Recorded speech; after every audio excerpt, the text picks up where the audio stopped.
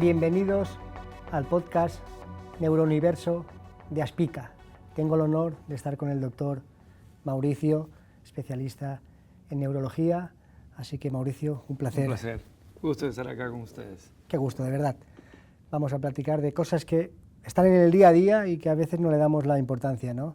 Cosas tan importantes como desde la neurología, usted puede decirnos por qué nos seguimos equivocando y nos cuesta tanto comprender el autismo. Mira, pienso, ¿no?, desde un punto de vista muy personal, que el autismo nos tomó de sorpresa. Cambia completamente la perspectiva de enfermedad que tenemos en medicina, donde todo se basa en una causa con síntomas y nosotros tratamos los síntomas o la causa, o ambos. En el caso del espectro autista, no hemos llegado a la causa, no hemos podido definir la causa exacta. Hay elementos genéticos, epigenéticos, ambientales, incluso podemos clasificarlos en genéticos y no genéticos, pero no en todos los pacientes. A partir de ahí, de causas tan diversas, tenemos un montón de síntomas y signos en estos pacientes que nos hace tener un espectro amplísimo de síntomas y signos que caracteriza a esa población. Por lo tanto, nos toma fuera de foco, fuera de lugar, cuando no podemos hacerlo de siempre. Esto es algo que nos saca de la zona de confort. Nos hace pensar, ¿qué sucede? ¿Por qué no puedo encontrar la causa? ¿Por qué no puedo tratarlo? ¿Por qué no mejoran? Y en este caso nos hace ir a un esfuerzo extra.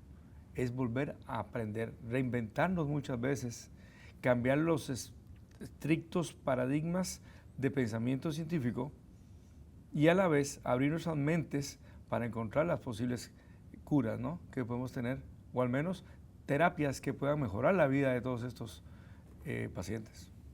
Qué bueno lo que dices, porque yo soy profesional de la salud, pero también soy persona dentro del espectro, y cada vez me cuesta más, o cada vez me saturo más de información cuando trato de explicar por qué aquellos aspectos invisibles de mi conducta pueden repercutir tanto en lo que hago durante el día, ¿no? Entonces, como doctor especialista, ¿qué podemos brindarle a los especialistas que hoy todavía, por sus prejuicios a veces, ¿no?, los papás estamos confundidos de qué camino seguir? Yo pienso que lo primero tiene que empezar por la formación del médico. La escuela de medicina tiene que formar al médico general, desde el médico general, porque muchas veces es el primero que está en contacto con un paciente. El médico general, el médico de familia, es el primero que está en contacto con el paciente y el primero que puede diagnosticar un niño que tiene un trastorno del neurodesarrollo. A partir de ahí, los especialistas en neurología y ramas afines tienen que formarse con esta visión, capacidad de detectar, de diagnóstico, pero también vamos a la capacidad de discernir entre lo que es y no es, porque no podemos incluir a cualquier persona dentro del espectro, o excluir, porque va directamente relacionado con la calidad de ayuda que va a recibir esa persona, la capacidad de recibir terapia adecuada. Ahora, cuando eres neurólogo, y tenemos siempre roce con este tipo de pacientes, tenemos que entender que hay que regresar, empezar a preguntarnos qué está sucediendo. Actualmente hay líneas de investigación muy amplias que se están haciendo a nivel mundial, y lo digo a nivel mundial, ¿por qué? Porque hay variabilidades geográficas, pensando en los elementos ambientales, contaminación de aguas, contaminación de alimentos, utilización de plaguicidas, la exposición o no exposición al sol, los problemas genéticos locales de áreas específicas del país, nos da una cantidad de pacientes diferentes en cada lugar. Hay lugares en Norteamérica que tienen mayores poblaciones comparados con países de América Latina, pero también se podría explicar por qué hay menor capacidad de diagnóstico. O los profesionales no sabemos los criterios, o no los manejamos, o los familiares no tienen información para detectar que hay un niño desde edad muy temprana que tiene un trastorno en la comunicación, en la sociabilidad, en la capacidad de relacionarse con el medio o de percibir el medio. Si el padre no lo logra comprender, no busca ayuda. Pero si el médico del pueblo no lo logra detectar, ese paciente no va a ser detectado a tiempo. Y por otro lado, cambia el esquema de terapéutica. Hemos encontrado causas muy diferentes, desde contaminación por metales pesados en estos pacientes, pero no en todos. Okay, para algunas personas es algo nuevo, pero no es así. Nosotros conocíamos de las toxicidades por metales desde la exposición que tenían los primeros trabajadores de las imprentas clásicas con el plomo, los manufactureros o productores de sombreros en Europa con el mercurio, el sombrerero loco de Alicia en el País de las Maravillas, y con la revolución industrial empezó esa toxicidad. Lo que sucede es que a partir de unos 15 años para acá, casi 20, hemos encontrado en el cabello de los niños dentro del espectro autista niveles altos de metales, mercurio y plomo principalmente. Hemos encontrado que, y se conoce la toxicidad para el cerebro de estos metales y de otros metales como la plata, como el oro, que o el paciente no lo puede eliminar de forma fisiológica, o el paciente tiene un ingreso de este tipo de metales. Y eso se asocia también a áreas petroquímicas, a industria pesada, que los desechos van a las fuentes de agua con la que se da alimentación a animales y se utiliza en la agricultura también. Pero lo principal de esto es que lleva un tratamiento cuidadoso. ¿Cuál es la dosis adecuada de elementos que se llaman quelantes, fármacos quelantes para eliminar? Pero a la vez puedes eliminar elementos importantes para el paciente como el cobre, como el zinc, que son vitales para el funcionamiento de la neurona. Aparte de estos metales pesados que hemos encontrado disfunciones en la mitocondria, que es el organelo que produce la energía en la célula, y que su ADN es materno. O sea, lo heredamos exclusivamente de mamá. Eso le da un peso a lo que es la línea materna 3 generaciones atrás. Contaminación, disfunciones, trastornos genéticos que dan al traste el funcionamiento adecuado. Sin la mitocondria tener una función adecuada, las neuronas no pueden funcionar de forma adecuada. Pero no solo la neurona, vemos trastornos mitocondriales en las células musculares, lo vemos también en la visión, en la capacidad de coordinación de los pacientes, donde integran músculo y nervio. ¿Ok? Entonces, ¿qué hemos visto? ¿Qué más hemos visto en estos niños? El problema del eje cerebro-intestino. Y no es que sea un boom, es que es evidente, uno es lo que come. Hay enfermedades como la enfermedad del Parkinson, donde 15, 20 años antes inicias con problemas de constipación o estreñimiento o diarreas, porque las primeras neuronas que están muriendo son las del tracto intestinal en el Parkinson. Entonces estos muchachos tienen o una permeabilidad exagerada, donde pasan proteínas que dan al traste con la función cortical, con la sinapsis o comunicaciones dentro de las neuronas, o también tienen trastornos en la microbiota, tienen desbalances bacterianos, tienen desbalances en hongos, virus, parásitos, que producen sustancias que atraviesan una permeabilidad ya de por sí dañada del intestino y dan al traste con la comunicación del cerebro, provocan procesos inflamatorios cerebrales, que es muy evidente en los pacientes dentro del espectro autista. Otros elementos que hemos notado son deficiencias de vitamina D. Los niños en general hoy en día en el mundo desarrollado están poco expuestos a la luz solar. Observamos también que responden muy bien a los tratamientos con oxígeno hiperbárico, o sea, con cámaras hiperbáricas, pero hasta dónde es que estos niños no realizan ningún tipo de ejercicio, por el tipo de vida que tenemos, no solo los muchachos dentro del espectro autista. Nutriciones inadecuadas. Y ahí vamos, el elemento de la dieta sin caseína, o sea, sin los lácteos, y sin gluten. Y no es que todo el mundo reaccione igual, porque tenemos muchachos que no tienen reacciones o no tienen positividad en las pruebas de alergia a la caseína de la leche o al gluten del trigo. es que los dos a nivel cerebral estimulan receptores que inhiben función cortical. Es como si el paciente estuviera tomando un sedante. Entonces da el traste con la conducta del paciente. En un artículo de 1972 se comparaba el paciente que utilizaba un derivado de la codeína, morfina, con los niños dentro del espectro autista, por los efectos que se observaban en esos pacientes. Entonces estas dietas, para pacientes que son susceptibles a la caseína y al gluten, es lo más común. Pan, Claro. trigo, maíz en América Latina, ¿ok? Avena.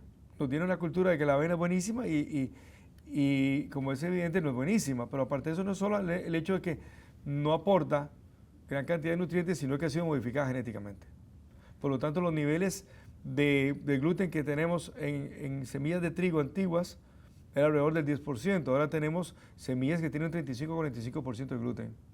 Mayores producciones, menor extensión de tierra, pero a la vez es más tóxico. Entonces el elemento eje cerebro-intestino es vital. Tanto la dieta que debemos utilizar en los pacientes para modificar sus hábitos de vida, y principalmente de toda la familia, como también el tratamiento para las disbiosis intestinales que tienen. Qué importante esto que dices, porque tenemos en nuestra mano tener una mejor calidad de vida, ofrecer herramientas, sin embargo, nos cuesta generar hábitos saludables.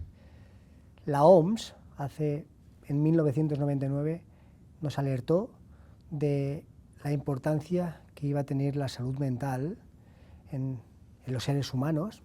Nos dijo que la primera enfermedad del mundo iba a ser la depresión.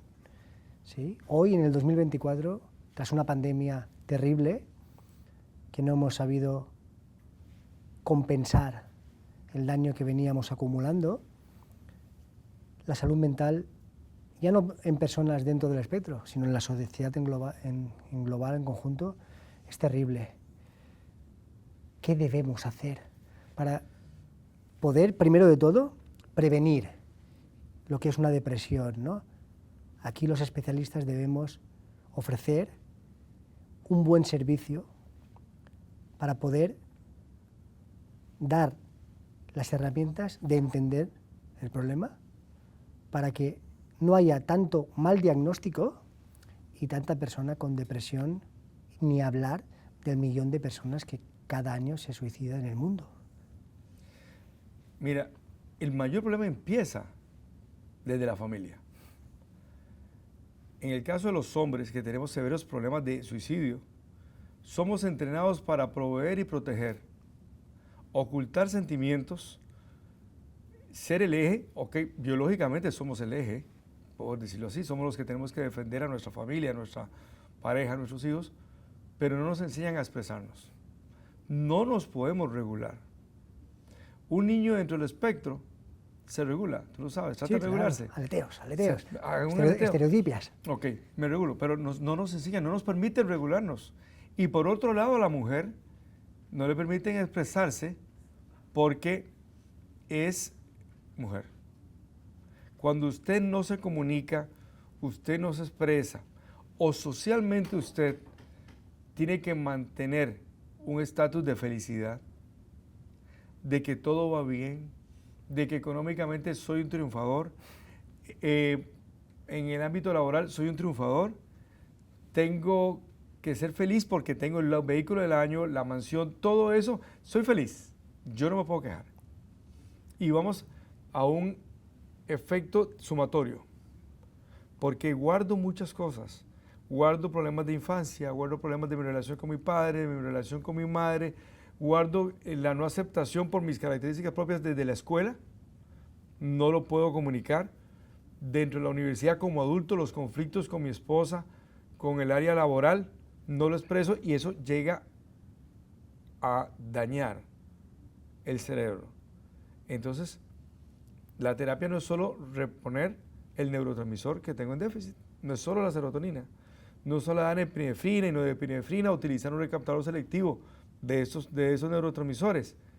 Es que tengo que hacer un cambio en mi sistema de vida. Porque los pacientes, si tú le das el tratamiento y se va para la casa, el paciente el día que se le acaba el fármaco o no decide tomarlo, es un paciente en riesgo. Claro. El aumento del suicidio muchas veces se da en las primeras semanas del inicio del antidepresivo. Porque paso de ser incapaz de tomar una decisión A valiente de... a ponerme valiente y me lanzo. Claro.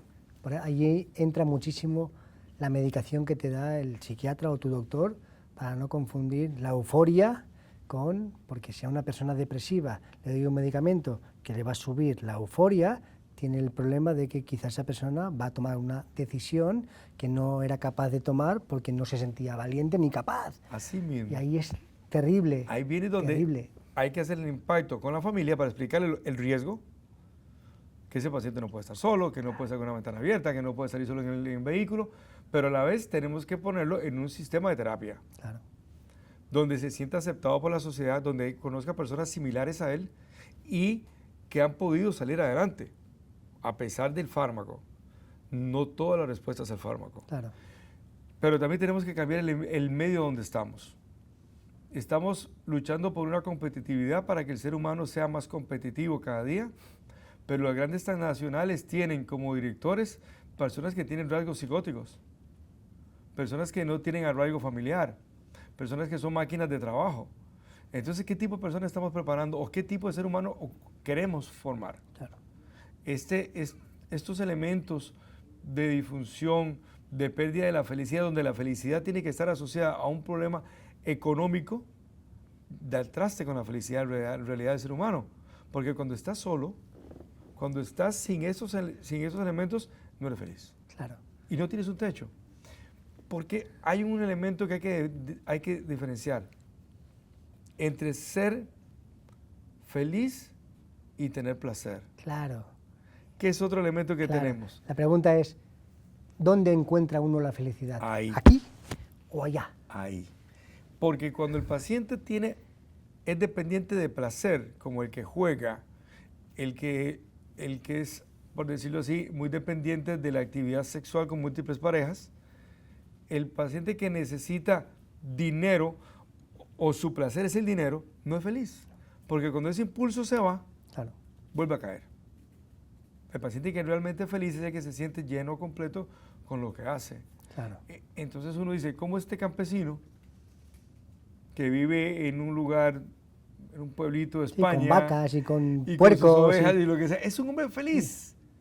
Y le pregunta si es feliz con su mujer, con sus hijos o solo con su animal, pero es feliz. ¿Cómo este hombre que vive en Nueva York, con todo lo material que puede ver, se lanza?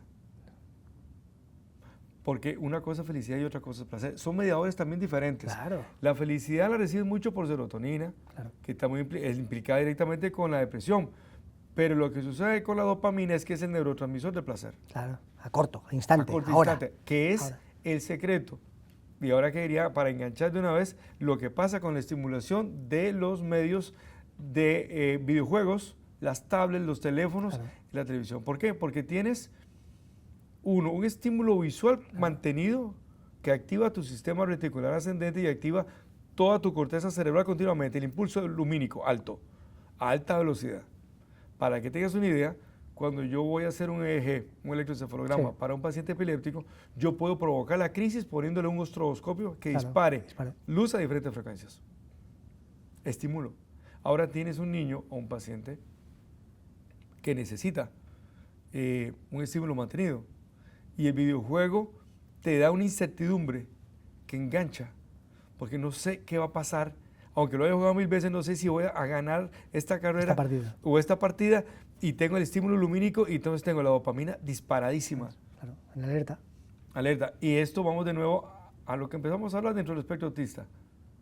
Esa dependencia es porque es un estímulo, pero a la vez es tan dañino para un niño que vemos ahora adolescentes con problemas de conducta, de depresión, de incapacidad para integrarse socialmente porque han pasado 20, 15 años jugando videojuegos.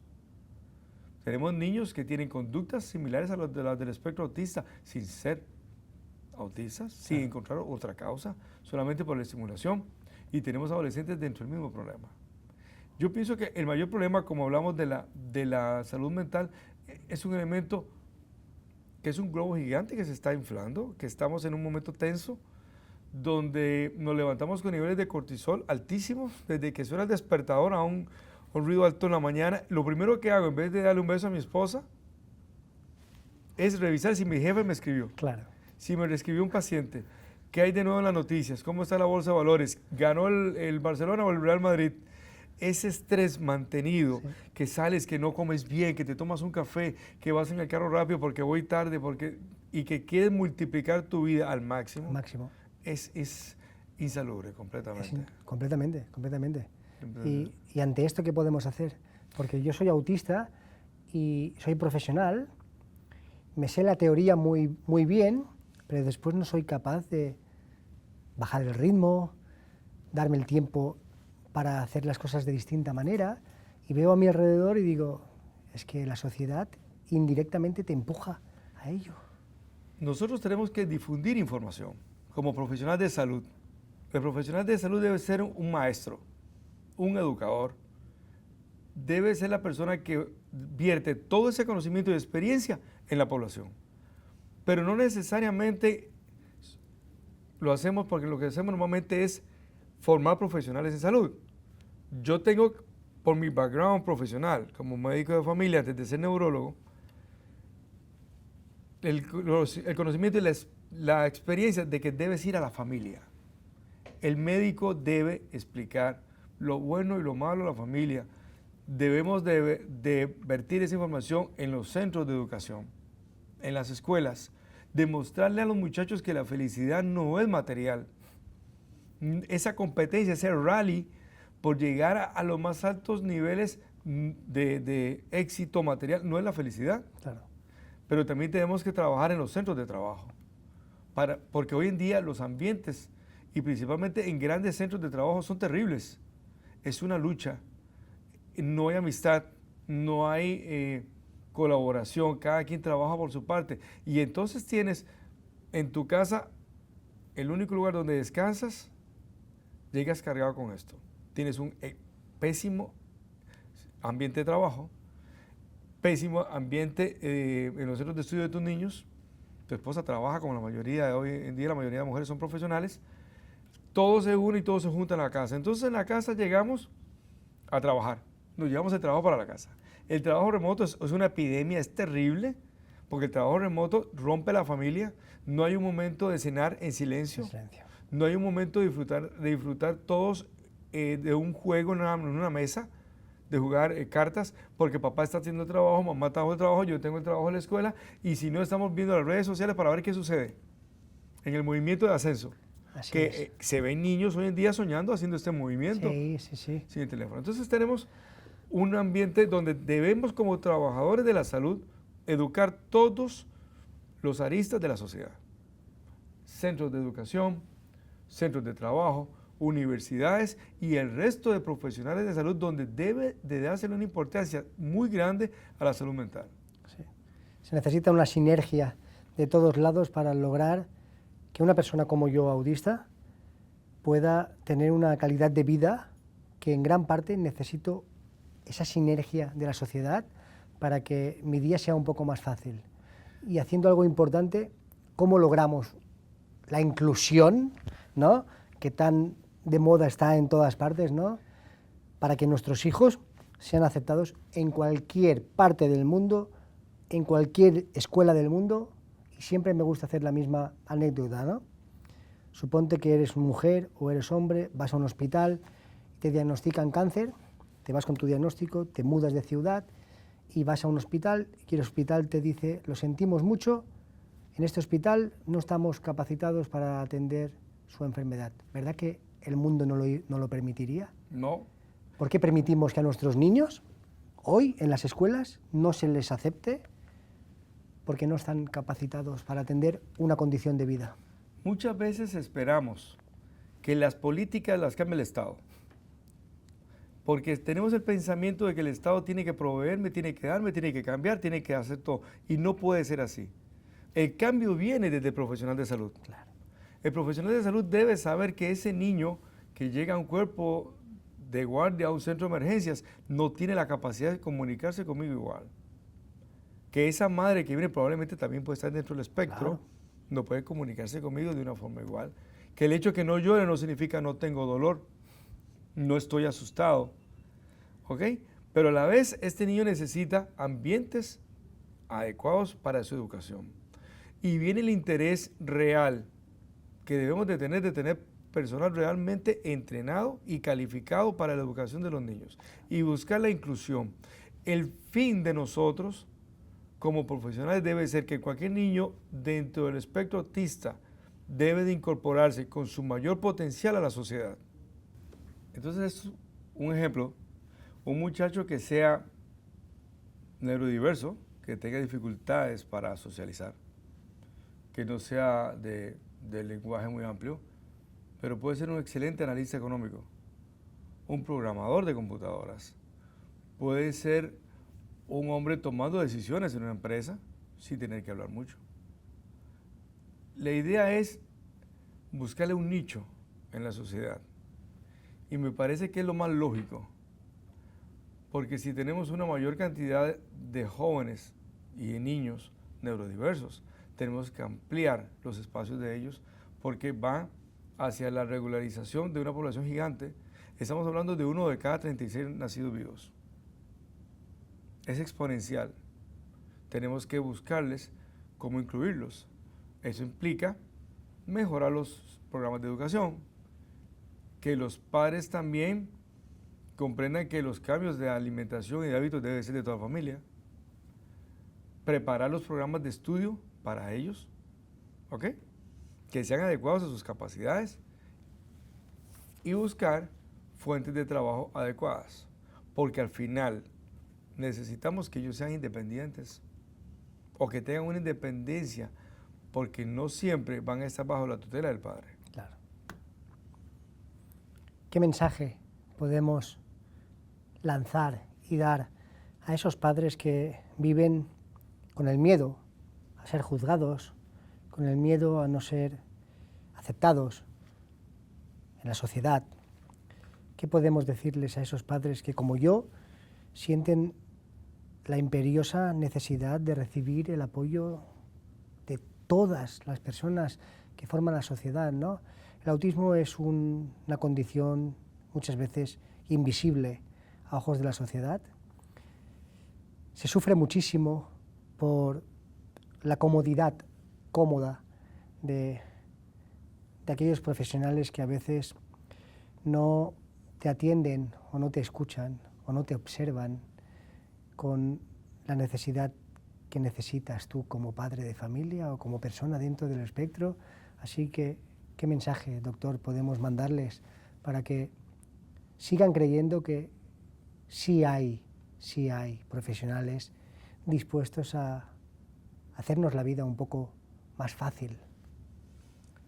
Lo primero que yo le digo a los padres es que ahora que han conocido el verdadero amor, que es tener un hijo, que es el mayor amor, eso les debe dar mucha fuerza, mucho coraje para seguir adelante.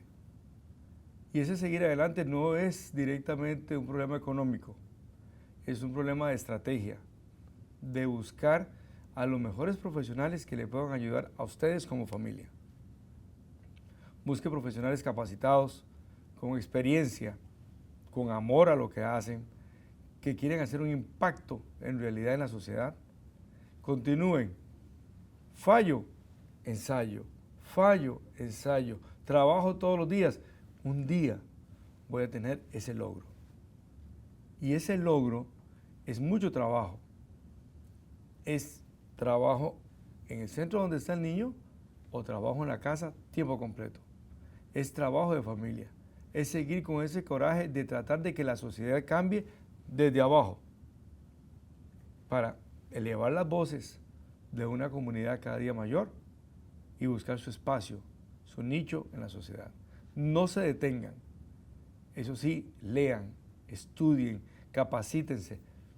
Muchas veces hay que convertirse en el terapeuta de tu hijo. Muchas veces hay que convertirse en un experto en estos temas. No pierdan nunca la fe y como familia trabajen juntos para dar un mejor mañana a todos los pacientes neurodiversos. Qué gran mensaje. Como dice el doctor, un día a la vez. Solo necesitamos creer que lo que estamos haciendo hoy no va a mejorar el futuro, sino que va a mejorarnos desde hoy, para mañana, para tener una mejor oportunidad de vida. La voluntad humana es lo que nos hace realmente ser capaces de lograr lo que podemos lograr, ¿no? Que es esfuerzo, compromiso, voluntad, dedicación, amor. Así que, doctor, ha sido un verdadero placer poder conversar con usted, aprender de usted y poder darles, ofrecerles a todas esas personas que a veces se sienten solas, una oportunidad y una esperanza de que sí existe grupo de apoyos, sí existen profesionales comprometidos y que gracias a ustedes mi calidad de vida hoy es un poco mejor que ayer. Así que, doctor, muchísimas gracias. Un placer. Un placer.